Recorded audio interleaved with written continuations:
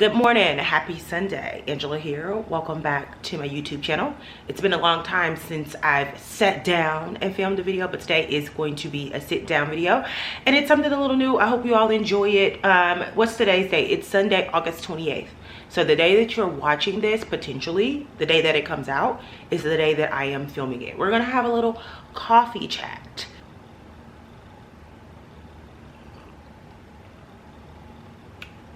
Ooh, it's hot, but it's so good. Oh my God. I don't make coffee every day at home because I'm lazy. But when I do, I'm always like, you need to make coffee every day. I'm a French press person. I would like an espresso, but I need to buy some other stuff around this apartment before I go buy an espresso, but I want one. One more sip, hold on.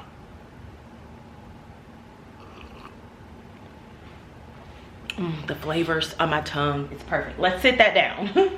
Anyway, so if you follow me on my TikTok, I do this series of videos called Sundays Are for Lovers. In this series, I talk about relationships, mainly romantic relationships, and just, you know, my thought processes around them, my experiences with them, from a very like personal space. I do not give dating advice.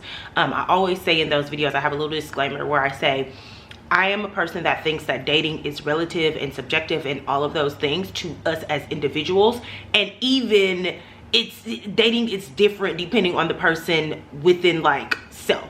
So I don't give dating advice, but I love talking about my experiences with dating, my thought process around dating and relationships, and really where I am with it as a 38-year-old woman that's single with no children, right? And so I thought I'd bring Sundays Are for Lovers to YouTube. Not permanently. I do want that to remain like a TikTok content situation, but sometimes I have more to say. Sometimes it needs to be more long form. I'm also trying to diversify, like, you know, my content across platforms. And so I thought I would come to YouTube, make a longer form like Sundays Are for Lovers video where I answer some of like the most frequent comments or questions that I get under those Sundays Are for Lovers videos. And also I've done a couple Sundays Are for Lovers lives where we sort of talk about dating and relationships and stuff like that. And I've gotten certain questions that I haven't gotten around to like making videos for. So I thought I'd do like a long form YouTube video and then direct people from TikTok to YouTube, and then maybe do, you know, a live discussion around this video sometime this week on TikTok, and sort of just like keep the conversation going that way. So if you're interested, stick around. I'm going to drop a little bit of my tea on dating and relationships and all of that stuff. Also, I decided to make it like this morning coffee chat because I swear in the morning, that's when my thoughts flow. I'm an early riser, so I'm usually up before everybody else. It's really quiet in my building, it's quiet outside, and so my thoughts really flow. So I literally was up this morning jotting down in my phone just questions and comments and stuff that I remember getting, because I did ask on my TikTok for people to ask questions. They did not ask questions. They liked the post, they made comments, but they were not questions. So what I did is just really thought about some of the questions that stuck with me, or some of the conversations in some of the live sessions that I had that stuck with me. And I thought, I'll just speak from that perspective. And in a very Angela way, I had to make notes because that's just how I am. I am a corporate trainer by trade. So I talk all the time to people, but I always have notes, right? And so even when I'm doing this, I always have notes. I always make fun of myself and say, if you ever get invited to like speak on a panel or something like that, you're probably gonna be the only bitch up there with notes, but you know, it is what it is. Anyway, so I decided to title this video Single at Almost 40 because I'm 38. I am a little over 6 months into my 38th year. So coming up on 39 soon, last year of my 30s. I'm sort of excited about that because listen, either you get older or you die, right? So I'm not stressed about getting older. Give me all the oldness, God. Don't kill me, I got a lot to do. But it's called My Big Age Approach, or My Big Age Dating Approach, right? Because 38 to me is a very big age. And so I just wanted to sort of talk through some of the things that I am and I am not, right, as it relates to dating, and then some of my like approaches. You know, not a lot of them, just some of them. I don't want the video to be too long because one thing about me, I can talk. I can talk. I can talk. I told you I do it for a living. I've been doing it for a decade. So I can talk. I also think that it's really important for me to preface this video by saying I have had a really good romantic relationship experience in the 38 years of my life, right?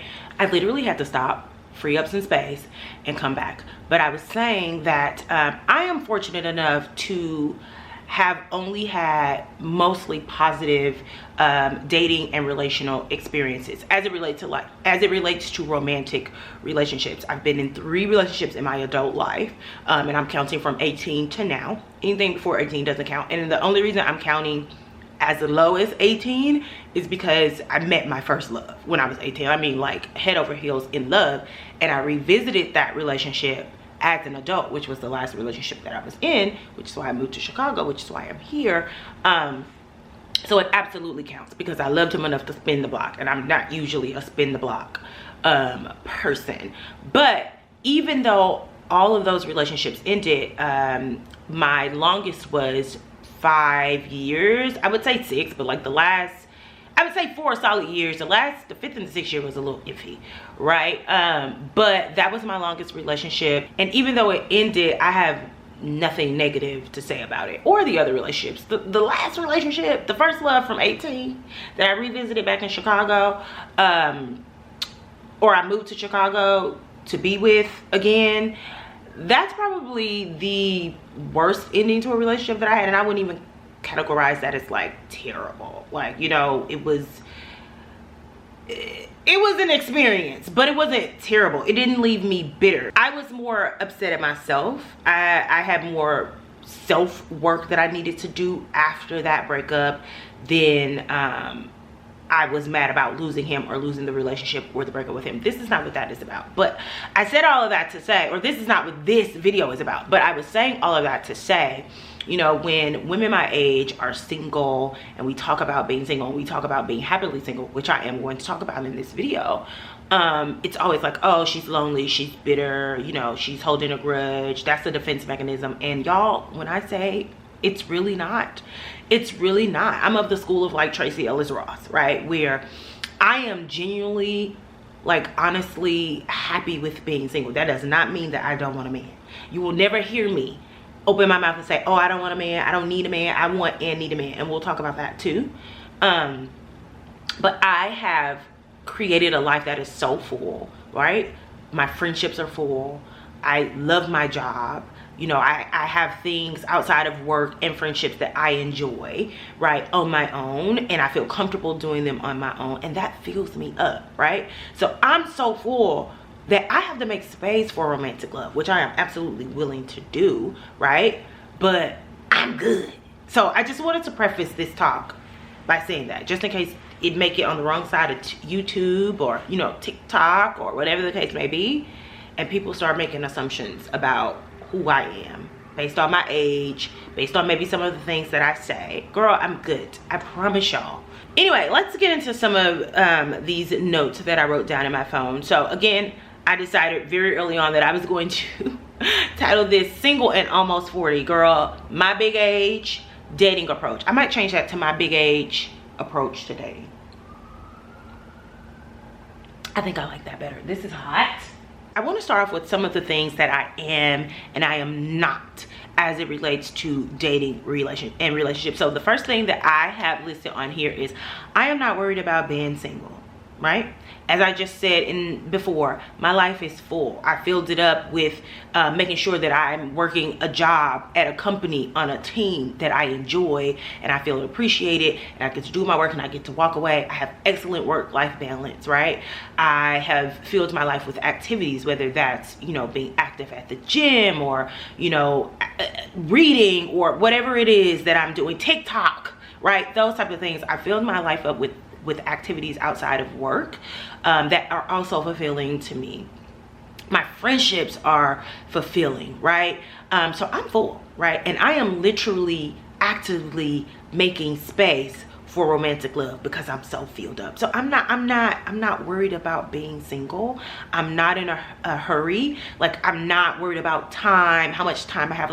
It's just, you know, I'm just vibing. right? As the kids say, right? It's all vibes over here, and that's 100% like genuine. If you know me, then you know. Something that I am is very picky. And I hate to use the word picky because it has a negative connotation, but what I mean by that is I like what I like, right? It's non-debatable, it's not negotiable, or it's not debatable, it's non-negotiable. Like, I like what I like. I'm at a point where I know that the type of man that I the type of man that I am attracted to aesthetically, that I'm attracted to culturally, that I am attracted to mentally, I know that they're out there, right? I am actively in conversation, very casual conversation, but actively in conversation with a couple of them. And so, yeah, I'm not just going out on dates just to go out. I'm not just entertaining guys just to have somebody to talk to. No, like, I have very specific standards for how I want to feel in the presence of a guy. And that means from looking at them to like having conversations with them. And I'm not going beyond that. So it is what it is. A caveat off of that, something that people always ask me is like, what type of men are you attracted to? And I'm gonna probably keep it very surface, right? But it's a few things that I'm really attracted to is one, black man.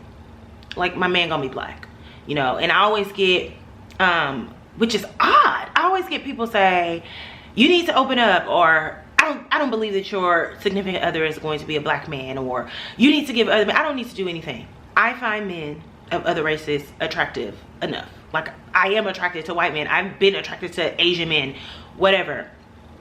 I am more attracted to black men. I am only sexually attracted to black men, and that's what I want. So he gonna be black. That's it. That's all, right? I also am extremely attracted to someone with really good personal style, right? I don't care. Call it superficial. It's just clothes. You could dress him up. You could dress yours up. I want mine to come with his own personal style. That's it. That's all. That's something that I'm attracted to, right? I am more attracted to how a man puts their clothes together and what it looks like their personal style and how they carry that, right? Their confidence, their swagger, than I am like the actual like aesthetic look of a man's face. Like, I don't want no boo wolf, but like looks or like it's not even the like number one attraction thing for me, right? So love a man with a great personal style. He has to be cultured, and by cultured I mean by way of like, be into the arts, be into books, be into music, have interests and hobbies and activities outside of work, and, you know, children if he has them, and, you know, our relationship or whatever we have going on, right? Because I don't ever want to run out of things to talk about with my significant other, right? I want to be able to like have things to talk about forever and ever and ever, right? And I think that comes from people having common interests that we could talk about, but also having our individual lives. So those are just a few things that are extremely important to me. And then of course, all of your standards that I feel like we should all have: honest, have integrity, right? Have goals, all of those things. So of course that, but those are a few things that, you know, are, I think I get pushback on a lot. Like, people try to label them as superficial, right? Or unimportant. And I just don't believe that. So I wanted to bring those up. Another do is I do want to do life with someone, right? And so when I say do life, that just means I do want and need to be in a real romantic relationship with a man, right? So me making this video and talking about being content with being single and all of that type of stuff does not mean that I don't also want to be romantically linked to someone. Absolutely. I have dreams of creating traditions and making memories and traveling and doing all these things with a significant other, and with children, whether they be children that I inherit, children that I maybe have one day, children that we inherit in another way, whatever the case may be. But creating a life that I did not have growing up, that has always been a dream of mine. So I absolutely want to be in a relationship. But my last don't that I have here is that, or the last not that I have here is that I'm still not in a rush. At 38 years old, I'm still not in a rush. I am still very casually approaching dating, right? And that word that word scares the hell out of women my age, even my friends, right? When I talk about dating and I talk about, you know, being in a place where I am open to casual dating, because for me, I am looking for experiences. My friends are like, I don't have time for that, I don't have time for that, and I get it. You know, I have friends that want children. I have friends that want how they exist in a relationship to look very different than I do. So I understand that. I'm not saying their way is the wrong way. I'm just saying, you know, I'm not in a rush. I don't care if I was 48, right? I'm not in a rush. I know how I want to feel and exist in a relationship, and until I feel and exist that way with someone, then I'm just not gonna be in a relationship, and I'm okay with that. So those are some of my things that I am and I'm not, and that's not an exhaustive list. Baby, I can go on and on and on and on. I can go on and on and on and on, but we won't for the sake of time. I like to call these dating approaches and not rules, because something that I try not to do is put a bunch of rules and like strict expectations around dating and the guys I'm dating and all of that type of stuff. But these are things that I personally do or consider as I approach dating, right? And doing it more. And let me just say this. I don't date a lot. I don't date a lot, right? And that goes back to that point that I made when I said that I'm picky. So I don't date a lot. I could date a lot. Baby, I get approached every day. I could date a lot. I could be at a restaurant every day if I wanted to. But I'm just not interested in spending my time with men that I'm not really interested in, right? So one thing that I am very adamant about is that I have to meet a man the old-fashioned way. Girl, I'm not into dating apps. You're not gonna catch me on no dating apps. I'm gonna meet a man in the grocery store, in the gym, not walking down the street. Cause don't spin a block on me when I'm walking down the street, because I'm not coming up to your car. But the very old-fashioned way, meet a man through a friend or something like that. You're not gonna catch me on no apps, on no dating apps. One, I'm a very visual person, right? We've talked about that a little bit earlier. And I feel like I was on Tinder as like a bet with my friends, and I think I swiped through the entire goddamn Chicago, because I just visually, there was just nothing there for me visually, right? I don't give a damn what your profile said. I didn't like what I saw, so I just swipe. It didn't want to know my man, right? So I don't think that dating apps work for me and my personality and my style of like dating and meeting people or whatever. So dating apps are out for me. So I'm very old-fashioned. Catch me in a store, walk up to me with a good approach, and you know, you may get my number that way. Or shit, I might approach you, because I'm not above sending a man a drink, you know, giving out social cues to let a man know like, hey, I'm interested, approach me. And if I have to, because he ain't picking up what I'm putting down, I'll approach as well. So yes, old-fashioned, very old-fashioned. Please just meet me in the grocery store. Meet me at the vegetable aisle in Whole Foods. As it relates to like in social media, so like Instagram, TikTok, or whatever, I'm actually okay with somebody sliding in my DMs. But then after you slide in my DMs and we exchange numbers, then it has to move to like old-fashioned. Like, I'm not gonna sit up and have a Instagram relationship with you. I'm not gonna be like sliding memes back and forth, and that's the gist of like our conversation. Like, if you slide in my DMs and I'm interested in you based off of what I see or what I know, if I like follow you back, then, you know, we can exchange numbers, we can talk, we can FaceTime. Hopefully you got an Apple phone. We can FaceTime, you know, eventually, you know, visit each other, whatever the case may be. But it can start off in like a DM situation, but it has to become, you know, normal, if that makes sense. Hopefully that makes sense. Something else I have on here, which is probably going to be a little controversial. I don't know. Everybody says stuff is controversial, then it don't be controversial. But something that I feel like had me and the girls in my generation in a chokehold is dating with intention, dating for marriage, right?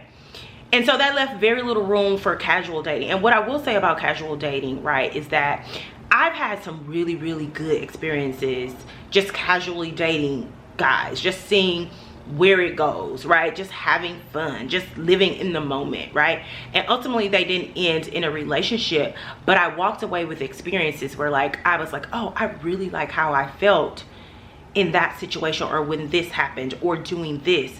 That's something that I want to carry into, you know, something more permanent. So when you casually date guys that you're actually interested in, not just date for the sake of being dating, but when you casually date, you get to learn the things that you do like and you don't like, right? And so that helps you define ultimately what you want to feel like in, you know, a long-term relationship, a marriage, or whatever the case may be. And I think dating with intention and dating for marriage, it puts so many strict rules and expectations around dating, right? Like you had to be exclusive by a certain time. You only got a year and a half to propose to me or it's done. Like all of those like rigid rules around like dating and relationships just sucked all the fucking fun out of it, right? And so I am so far beyond that. Like I don't, that whole dating with intention, dating for marriage, I saw a young lady say that on Twitter the other day, and I just was like, I mean, yeah, I guess it's important to go through that phase, but you'll learn, or maybe you won't, right? But as a 38-year-old woman, that had me and my generation in the chokehold, and I am so very glad to be out of that, because I've had some of my best experiences in just some casual situation. And that doesn't mean that I'm not still dating with intention and with purpose. I've already said on here and said that I don't date men that I'm not interested in. I used to, right? I used to have this philosophy in college where I would be like, by any meal necessary. And I know I said I was in a relationship all through college, but I was also a dog. I wasn't shit. So I was in a relationship, but anyway, where was I going with that? So I am very much dating with intention and with meaning behind it, and with purpose behind it. Like I was saying, I don't spend my time with people that I'm not actually interested in, that, you know, that the situation couldn't potentially turn serious. And I used to fairly frequently, like, I mean, fairly recently is what I'm trying to say. Like maybe a couple of years ago, I had just a casual sexual relationship with someone that I would never be in a relationship with, but the sex was great, right? Because one thing about me, I'm gonna have sex. I'm gonna have sex, right? I'm going to always have sex, right? That's another thing where, you know, people back in my day, people would be like, you have to keep yourself open for your one. So if you're entertaining people, then you're not gonna meet your one. Okay, I'm gonna meet my one, and I'm also gonna have sex. So, you know, there's that. So yeah, I'm still showing up with intention and with purpose. I would say even with more intention than I did back in the day, because I've done some work since my last relationship on myself. And I'm not only out here looking for a man to be a good man, I want to also be a good woman. Like, let me tell y'all something. When I finally do meet somebody, that motherfucker gonna be like, jackpot. I hit the jackpot, because I'm a good ass woman. And in the time that I've cultivated, you know, the idea of how I want to feel with my mate, I've also cultivated the idea of how I want my mate to feel. So as I said, there is intention and purpose behind even, you know, approaching dating very casually. For me, I just don't have a lot of rigid expectations. I'm just like going off of vibes. I'm just like, you know, being relaxed on what the outcome is. You know, I'm just letting what come from it. If it turns into something more permanent and more committed, then great. And if it doesn't, I'm happy to have had the experience, right? As long as I feel good in a situation, however it's defined at the moment, I'm good. The moment I'm done having fun with it, the moment I don't feel good in it anymore, then I'm done with it, right? So that's sort of my very casual philosophy to dating right now. I just think, and again, this is not advice, right? This is just how I think. And maybe it resonates with people and maybe it doesn't. But I think we spend too much time trying to make every single guy or girl we meet that person. Not everybody that you meet is supposed to be your person. Not everybody that you meet is supposed to be your boyfriend or your girlfriend or the person that you marry, right? And so I feel like we have to stop approaching dating that way, right? I feel like there is a place for more casualness in dating. There is a need for more casualness in dating. And not every situation that does not end in a committed relationship or in something long-term is not a waste of time, right? And I want us to get away from that thought process. Like, if this thing doesn't end in this person being my boyfriend or significant other or husband or however you define it, right, that it was a waste of time, right? It's only a waste of time if you've spent so much time putting rules and ramifications around it that you didn't get to enjoy the situation. So when it ended, you feel like you didn't gain anything from it.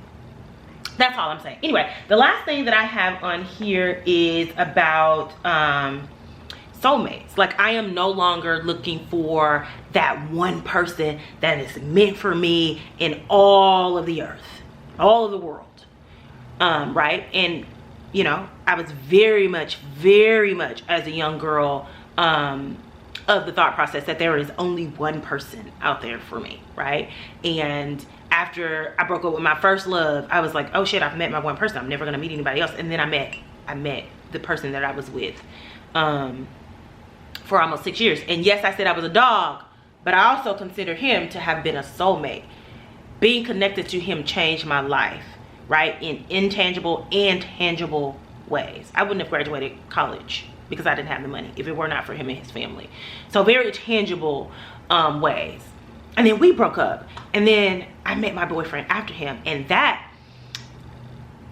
God, I have never felt so loved and appreciated, and I don't know, that was just a really good situation, but it ended, right?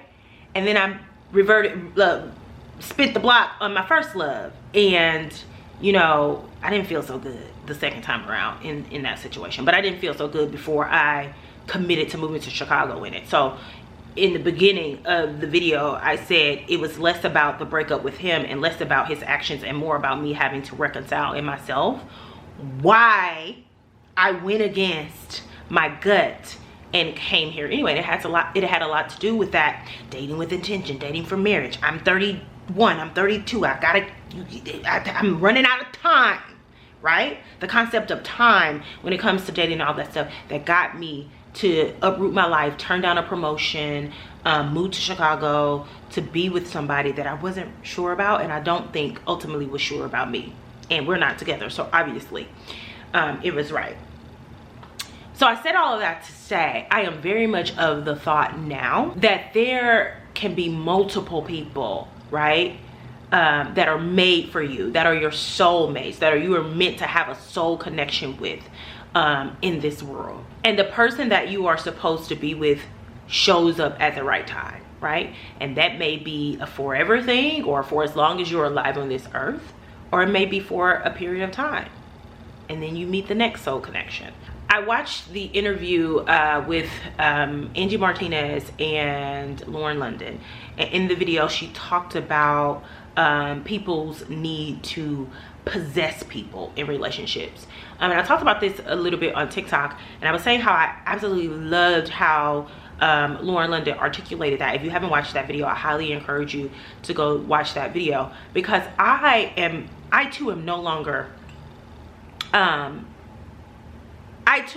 feel the need to possess someone. I'm very much of the mind that we are individuals. We're independent, we're sovereign, we have autonomy. In this time, this 6.5, almost 7 years of singleness, I have really become in tune with my sense of self and who I am and what I need individually to thrive and survive and be happy. So even in a relationship where I'm committed and I have collective goals, you know, and dreams and all of that stuff with someone, I am going to always encourage them to maintain their sense of self, right? Because I don't think I could ever go through life not existing in some form of the way that I exist now, right? As a single individual person living alone, all of that. So I'm going to always encourage you to maintain your sense of self. And then we meet in the middle where our singularities, where our individuality aligns, right? Aligns on our collective goals, aligns on our dreams, aligns on our wants, needs, desires, thoughts, expectations for how we are going to do this life together. And we do that forever, all right? Or as long as one of us is still existing on this earth. Or we do it until we don't align anymore, because that happens, right? Good things end. Good things end. My longest relationship, the one that I was in for upwards of like between 4 and 6 years. I always say 4 and 6 years because we were together for 4 solid years. Again, the last 2, but let's just say for the sake of the video, 6 years. It was a good situation. And like I said, I was a little bit of a dog, and you know, he probably did his thing too.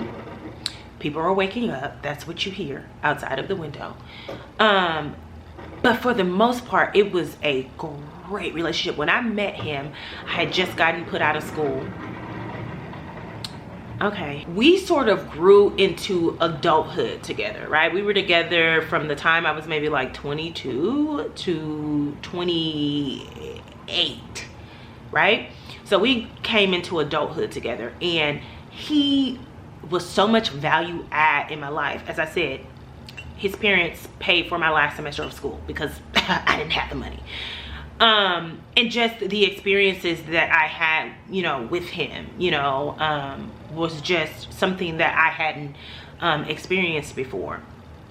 And for a long time, I did think that that was the person that I was going to probably marry and end up with.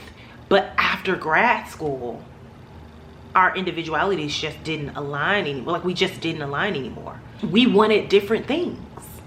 And ultimately, it had to end because we wanted different things. And those endings are the hard endings, because there was nothing wrong.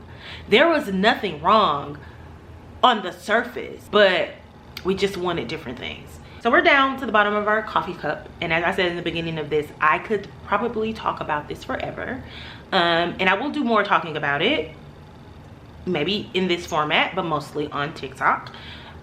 So if you enjoyed this video, make sure that you're also following me on TikTok. And if you're here from TikTok, make sure you are following me here for longer form videos. And if you are interested in hearing my thoughts on other topics that we could do, like commentary or sit down videos on, let me know in the comments.